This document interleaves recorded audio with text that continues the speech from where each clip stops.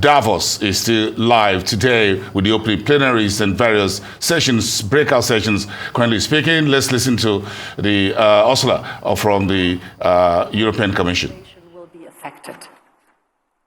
This includes over 450 million people in the European Union, a union of 27 democracies, where all of us have the right to speak our mind, to be ourselves, even if we are different from the majority. In a democracy, it is the people, with their choices and behaviors, who pick winners and losers in the economic arena. Companies are free to compete. Change makers are free to innovate. Merit determines economic success.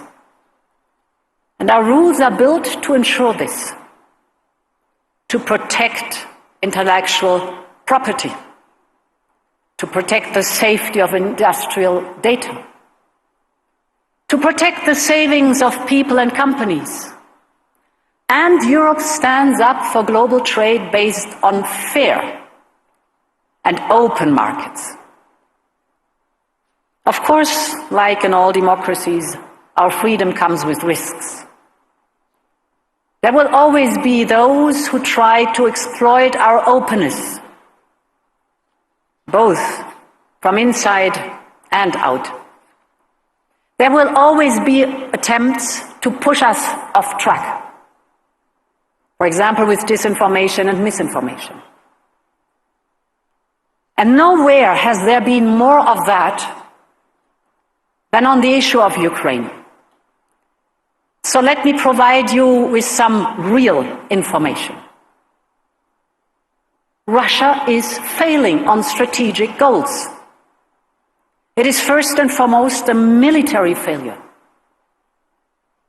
We haven't forgotten that when Russia invaded Ukraine, many feared that Kyiv would fall in just a few days and the rest of the country within weeks. This did not happen. Instead, Russia has lost roughly half of its military capabilities. Ukraine has driven Russia out of half of the territories it had captured. Ukraine has pushed back Russia's Black Sea fleet and reopened a maritime corridor to deliver the grain to the world. And Ukraine has retained its freedom and its independence. Russia's failure is also economic. Sanctions have decoupled its economy from modern technology and innovation. Russia is now dependent on China. And finally, Russia's failure is also diplomatic. Finland has joined NATO. Sweden will follow soon. And Ukraine is closer than ever on its path to the European Union. And all of this tells us that Ukraine can prevail in this war. But we must continue to empower their resistance. Ukrainians need predictable financing throughout 2024 and beyond. They need a sustained supply of weapons to defend Ukraine and regain its rightful territory. They need capabilities to deter future attacks by Russia. And they also need hope. They need to know that with their struggle, they will earn a better future for their children. And Ukraine's better future is called Europe.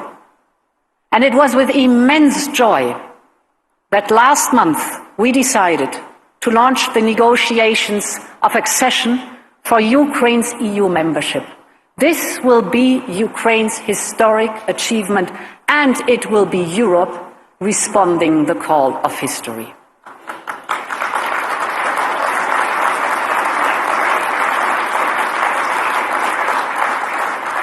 Ladies and gentlemen, we all know that Russia's invasion has also had an impact on the cost of living and the cost of doing business here in Europe.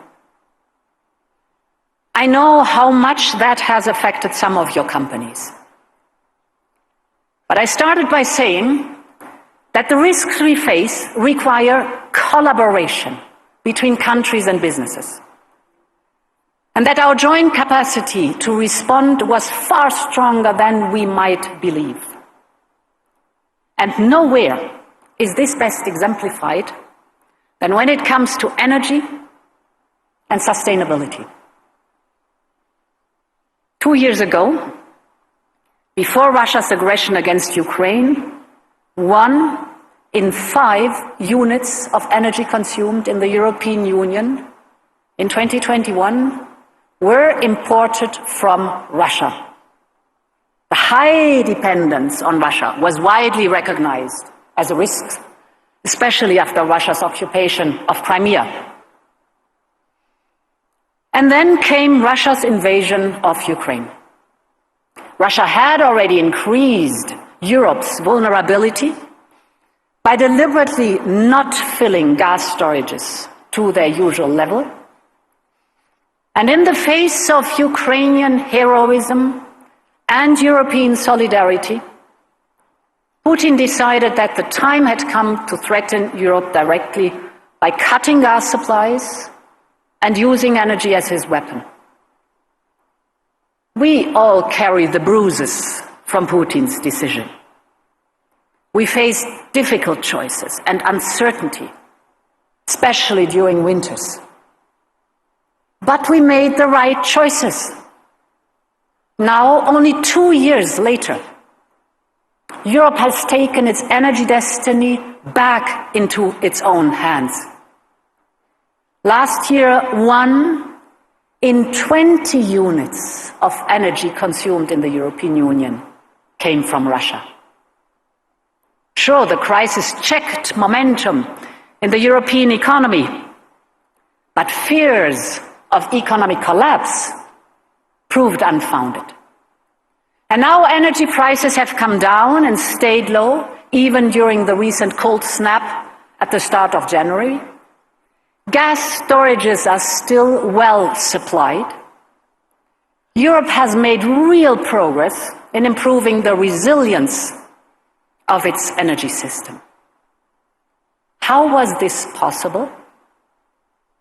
Because we acted in collaboration.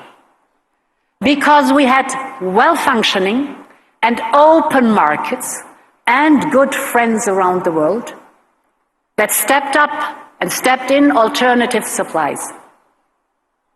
Because we had a single market that allowed us to redirect flows of energies to where it was needed.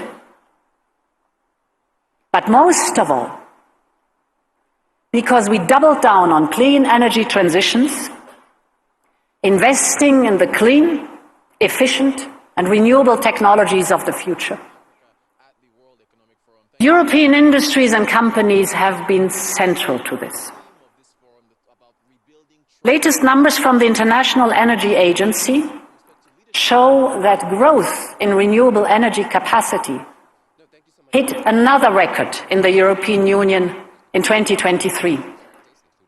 And the European Union improved the efficiency of its energy. The best energy is the one that is not used, by almost 5%. And in this way, we turned Putin's challenge into a major new opportunity. And the President of the European Union, Ursula von der Leyen, speaking at the opening plenary of the World Economic Forum annual meetings 2024 in Davos. Of course, she was speaking there to the resilience of the European economy despite the onslaught of Russia attack on Ukraine and the turning off of gas supplies to Europe in 2023, and how Europe's economy had remained resilient despite those attacks. She also spoke about logistics, further geopolitical tensions, as well as climate change and the move towards renewable and clean energy that will help the global efforts to wave off climate change impact. And that's been your Global Business Report at this time. Stay tuned to Analyze News. From all of us, we thank you for your company. I am Bosin.